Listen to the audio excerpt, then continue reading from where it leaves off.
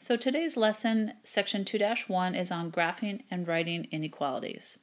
So first you have to know what an inequality sign means. And so there are 5 different signs here. This sign means less than, this one greater than, this one is less than or equal to, greater than or equal to, does not equal to. And then the solution to an inequality is any value of the variable that makes the inequality true. So instead of just having one solution, you can have an infinite number of solutions. So let's look at some of those and how we identify that. So in a minute, I'm going to show you how to solve this algebraically, but first we're going to explore using our table of values. So you have been given right here some values for x. I'm going to show you how to find those values yourself to kind of make those determinations. But first, just know that they were given to you. So we're going to go ahead and plug in each of these values in for x in this inequality. So we're going to do it in pieces on this table of values. So let's start here. We're just going to do 3 plus for each of these.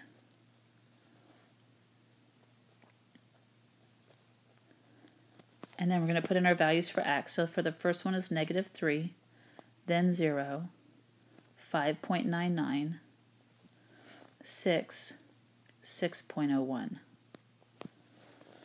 So when we actually add these together, 3 plus -3 for the first one is 0. So we're going to compare 0 and see, is that less than 9, true or false?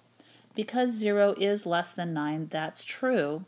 So that means that -3 for x should be a solution to this inequality. So when x is -3, we get a true statement. So therefore, -3 is a solution to the inequality. Next, try 0. So we're going to plug in 0. 3 plus 0 gives you 3. Is 3 less than 9, true or false? Again, that gives us a true statement. So that means that 0 must also be a solution to the inequality. Let's go higher, 5.99. 3 plus 5.99 is 8.99. Is that less than 9? It's really close to 9, but it is still less than 9, so that still gives us a true statement. So that means that 5.99 must also be a solution. So here we have more than one solution. Now look at 6. 3 plus 6 is exactly equal to 9. The question is 9 less than 9? And the answer to that is no. 9 is not less than 9. It's equal to 9. And so therefore we have a false statement, and 6 cannot be a solution to the inequality. Let's go higher. 6.01. So 3 plus 6.01 is 9.01, and we want to compare and see if that is less than 9. Well, 9.01 is actually greater than 9, so that also is a false statement. So what we've concluded here is that if we are less than 6, we're going to have a solution. But once we reach exactly 6, all of a sudden we don't have a solution. And when we go larger than 6, we still don't have a solution. So 6 right here is called our boundary point. It is the value of x that made us go from a true statement to a false statement. So 6 is called our boundary point. And we could have figured out that boundary point by using algebra. So if I want to get x by itself, I would subtract 3 from both sides, and I would get x is less than 6. That means that all values of x that are less than 6 will make our inequality true. And as you can see right here, these 3 values are less than 6, and they gave us true statements. But as soon as we went greater than 6, including 6, we got false statements. So what does that look like on a number line? So here's 6, that's our boundary point in the middle, and I'm going to label every other one.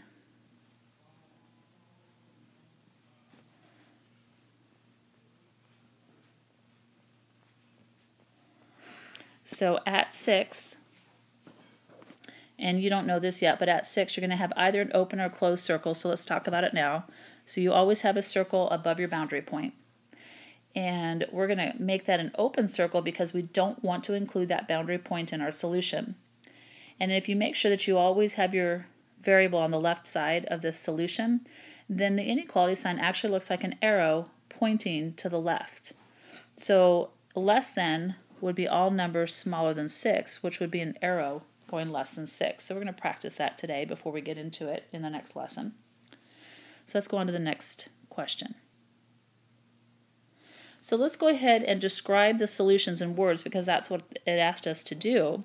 And so here we want to say that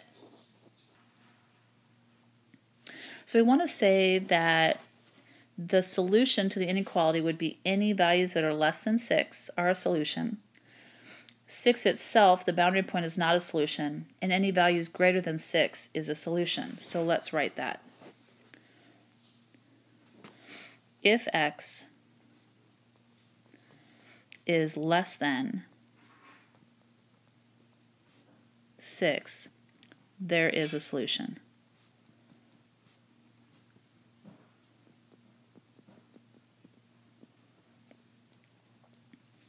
If x is equal to 6,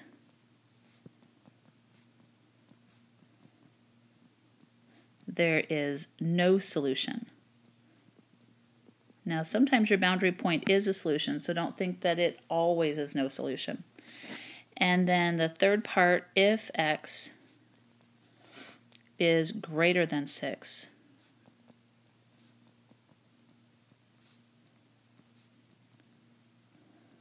there is no solution.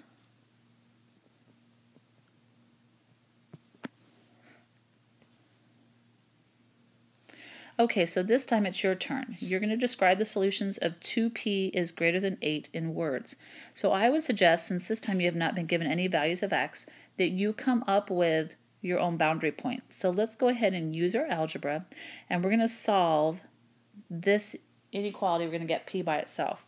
So to undo 2p, we would divide both sides by 2, and you would end up with, well, I'm trying to fit it here, p is greater than 4.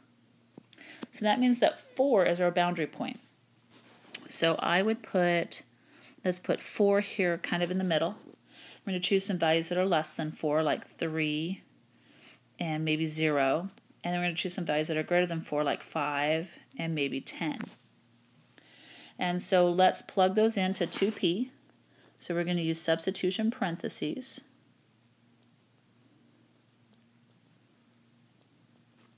Instead of p, we're putting the values that we came up. I just pulled them out of hat except for this one. This is the only one that I evaluated algebraically to get p is greater than 4. And then I just chose 0 and 3, and I just chose 5 and 10. Some numbers less than 4, some numbers greater than 4. So we're going to plug them in here.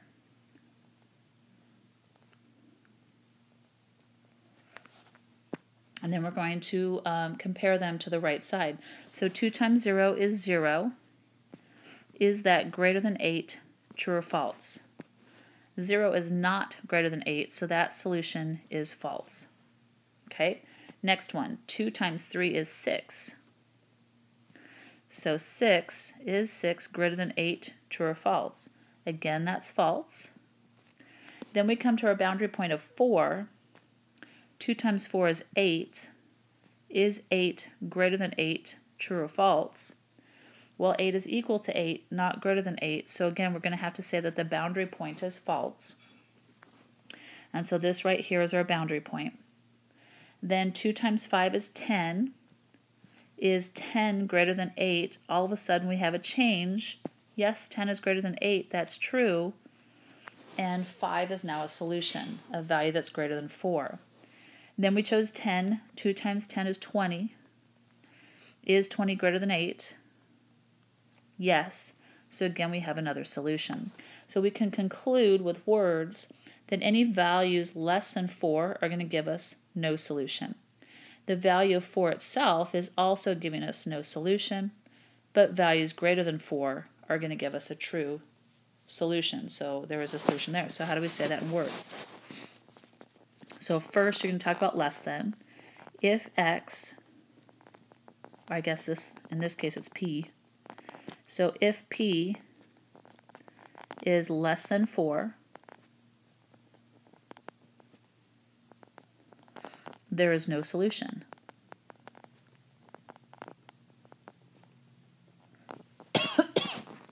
So sorry. Then the second thing you talk about is the boundary point itself. If P is equal to 4, there is no solution.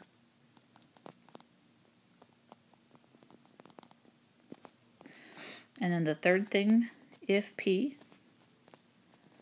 is greater than 4, there is a solution.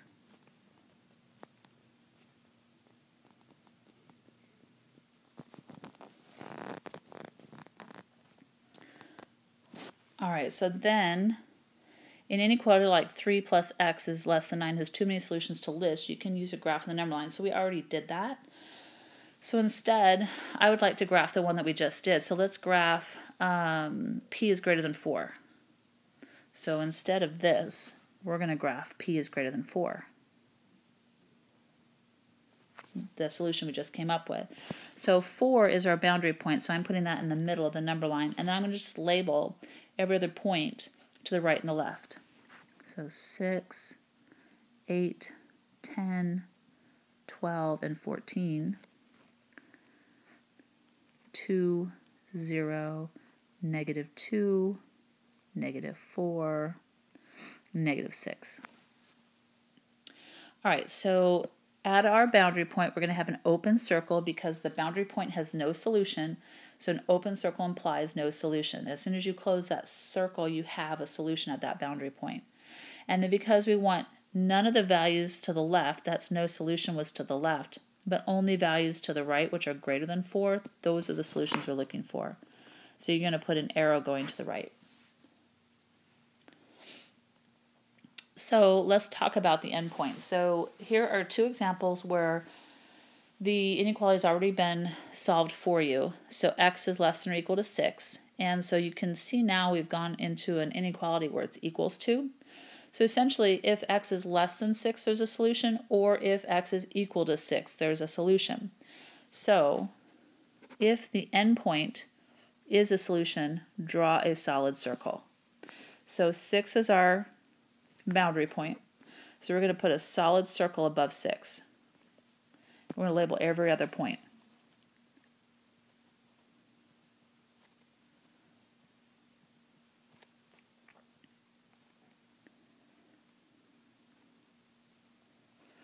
All right, so one nice thing about having the variable on the left is that the inequality of sign looks like an arrow pointing to the left. So we're going to have an arrow going to the left. That shows all solutions that are less than or equal to 6 are a solution. So you try 2 on your own, so pause the video, graph 2, and then restart the video to check. So I'll be quiet.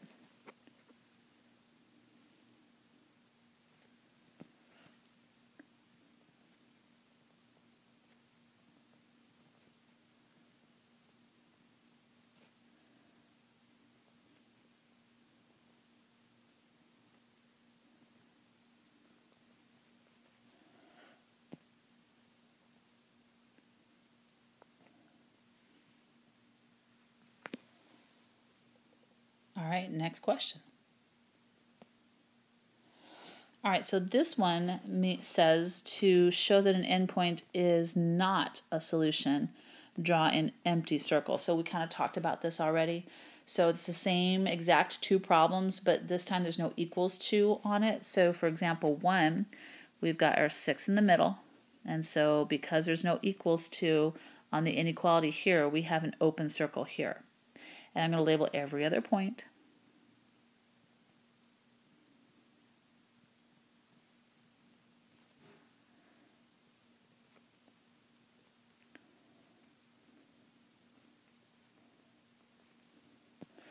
And again, this is an arrow, looks like an arrow pointing to the left, so less than must be to the left.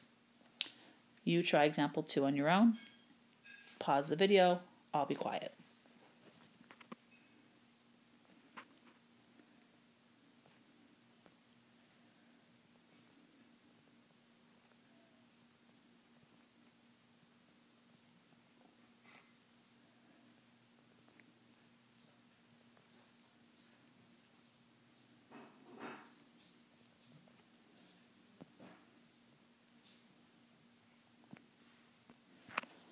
Okay, so this time you're being given words. You have to write the algebraic inequality and then graph it. So for the first one, all real numbers less than 5. So we're going to let x represent all real numbers. Less than 5 looks like this. So then 5 is your boundary point. Put it in the middle. Label every other hash mark.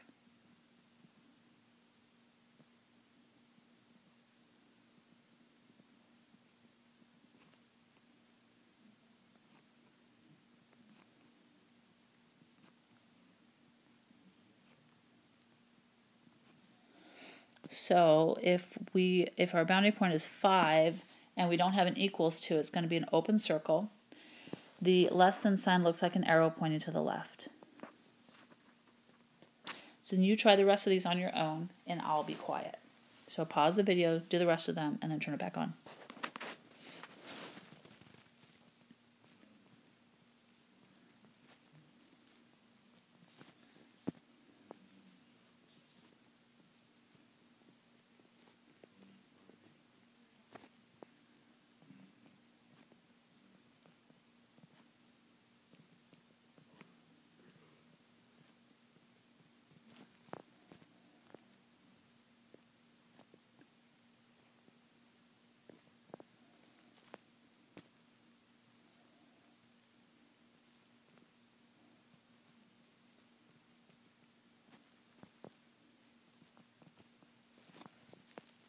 I will pause here to mention something. Since it's a fraction and your denominator is 2, if I were you, I would go every hash mark is worth a half and only label the whole parts. So to the left of 1/2, this would be where 0 was. To the right of 1/2, that would be 1. So if I label every other hash mark, you've got 2, 3, and so forth.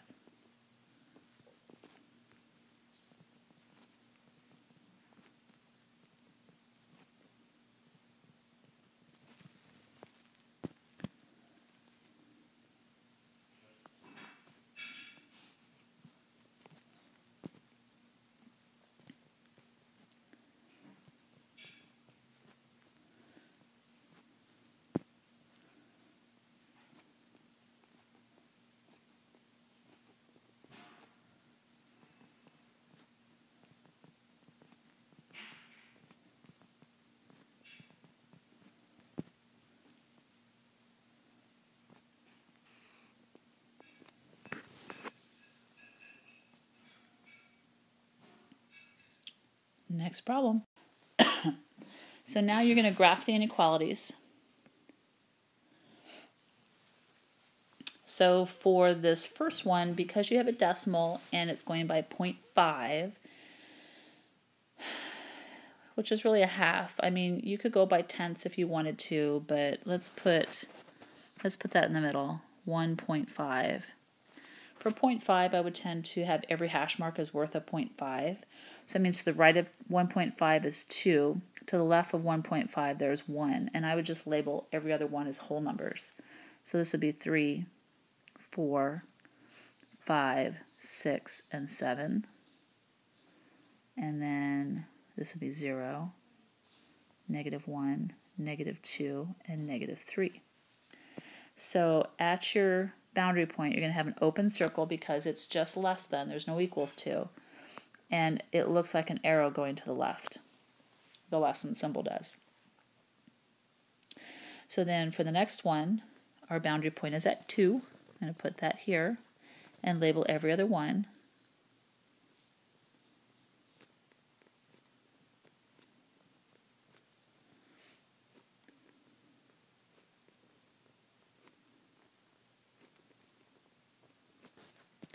So this time we have a closed circle at 2, and it's greater than, so that's an arrow going to the right.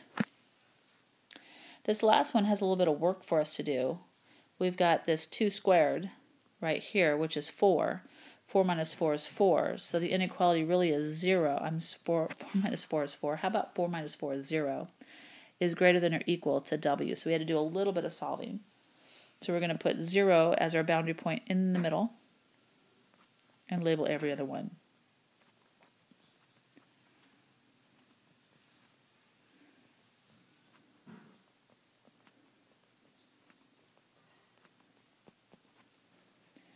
So closed circle at 0, arrow to the right. So this time, looking at the graph, you're going to create your own inequality. And it's a little difficult to tell on some of these exactly what the boundary point is. Like, for instance, here, is that directly in the middle, or is it closer to -7? So let's just make the assumption that if this open or closed circle is in between two numbers, that we're going to say it's halfway in between. So for instance, the boundary point for this one is in between -6 and -7. So we're going to call that -6.5. And so our x is always going to be on the left, our boundary point on the right. So because this is an arrow pointing to the right and this is not filled in, we have a greater than symbol. So there's that solution. Then for the next one, it's in between -5 and -6. So that would be -5.6. I'm sorry, 5.5. I'm having issues this evening. Your x goes on the left. And then we do have a closed circle at that boundary point and an arrow to the right. So arrow to the right means greater than. A closed circle means greater than or equal to. Okay, the next one, our boundary point is in between -3 and -2. So that would be -2.5. Our x would be on the left. And then this time we have an arrow pointing to the left, but no closed in circle, so that would be a less than sign. And finally, the last one, we have our boundary point is in between -3 and -4, so that would be -3.5. X is on the left. We have a closed circle here and an arrow to the left. So arrow to the left is less than, closed circle is equals to.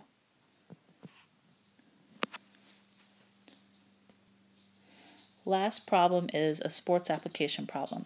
So it says the member of a lightweight crew team can weigh no more than, so no more than, if I said to you, you're going to get no more than $165 for your allowance, you would put that $165 at the ceiling, meaning that's the most amount of money you're going to get. You can only go below that. So no more than means less than or equal to, because you could get equal to 165, you just can't go over it. So you're to define a variable and write an inequality for the acceptable weights of the team members and graph the solutions. So let's go ahead and do our 4-step plan. So we're going to let x equal acceptable weights, because that's what we don't know.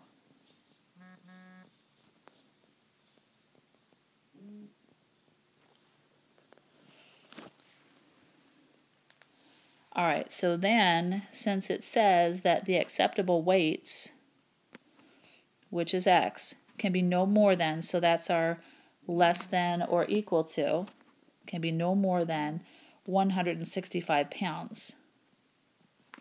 So x has to be less than or equal to 165. So we really don't have anything else for these other two, to be honest. So we're just going to graph that solution.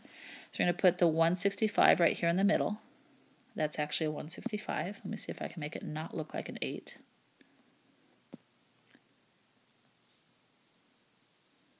There we go. I'm going to label, I don't know, every fifth one.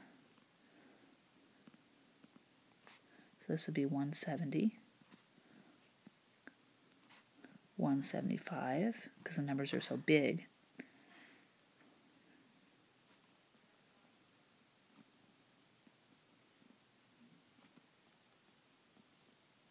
Okay. So then, because we have an equals to, we have a closed circle at 165.